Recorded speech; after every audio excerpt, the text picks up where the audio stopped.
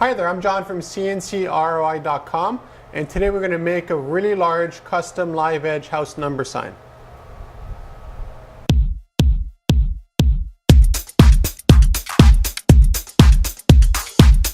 The live edge house number sign you see behind me is actually 6 feet by roughly 2 feet, and it's roughly 100 pounds. So it's really heavy, really big, and it really looks wonderful.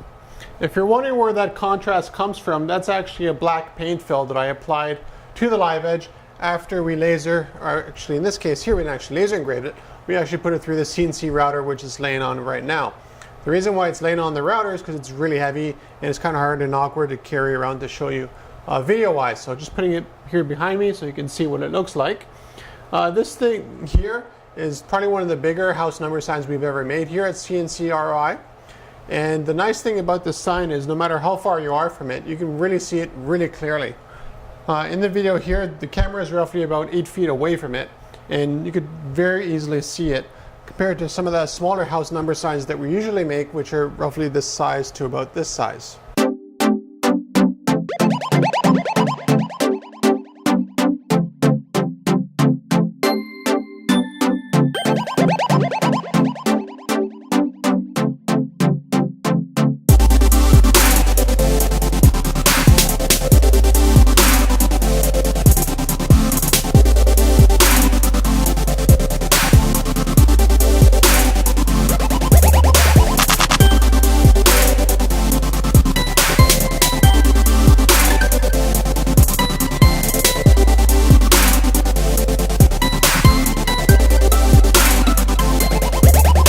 As with all live edge, nothing on it is straight, nothing on there is flat.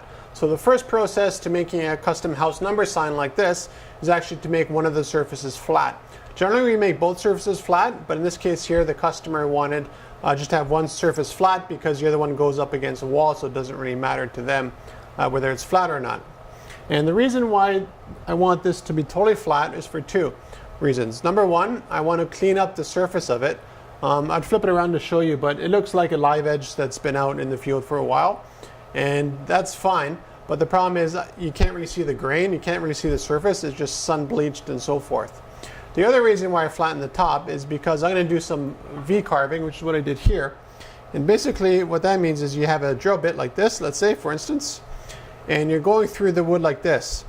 Now to have a really nice consistent look like you see behind me, what you want is the surface to be completely flat.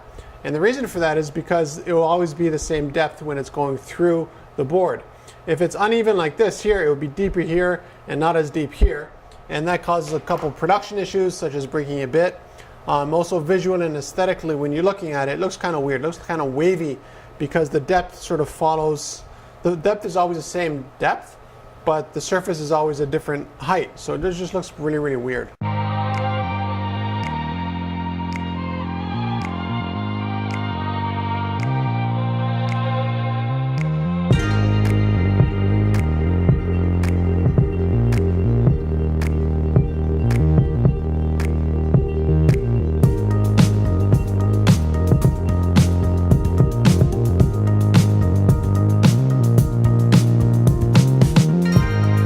When it comes to sanding wood, the more even the surface is, the easier it is to actually sand nice and smooth. The problem with carving is that once it's carved, if you're trying to sand it, the belt and all those things always tend to go inside of the grooves, which in this case here would actually be kind of bad because you end up going into the paint and removing the paint. So that means what I have to do first is sand the whole thing flush. It's already been flattened by the bit, but I want a nice clean polished surface to work from. What I do after that is I put a special painting mask over all of the live edge that you see here, and that's what the blue color is. And then I go again with the specialized bit, and what I do is remove roughly 4 millimeters, which is a little bit less than a 1/4 inch deep material where all the letters are. The reason for that is because when you do the paint filling, if it's only, let's say, 1 mil deep, there's not a lot of surface area there, but the deeper you go, you have surface area this way, and this way, which helps really accentuate the contrast from the paint filling, but also the shadows that help play a role in a really good house number sign.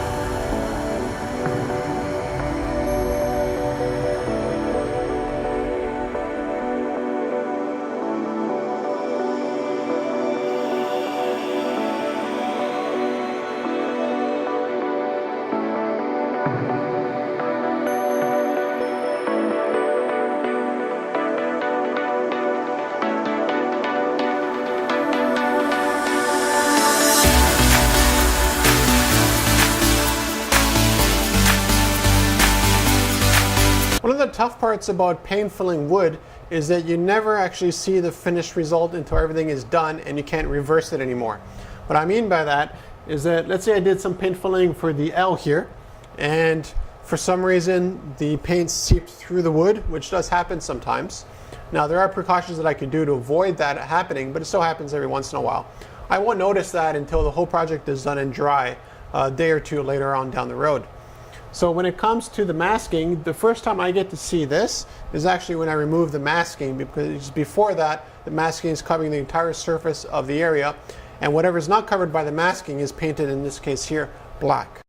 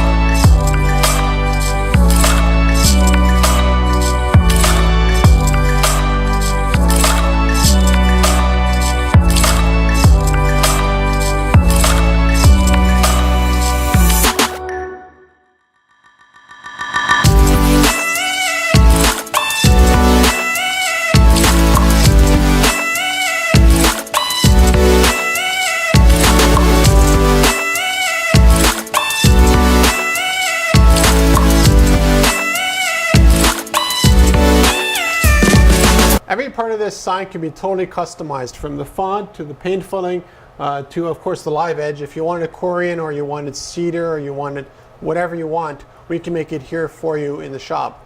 Now, something to keep in mind is that you want a very clear font. It really helps a lot.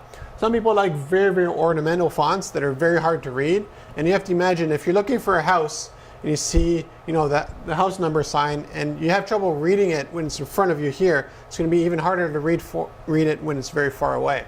So again, very thick, very noticeable fonts, very crisp fonts are what you want.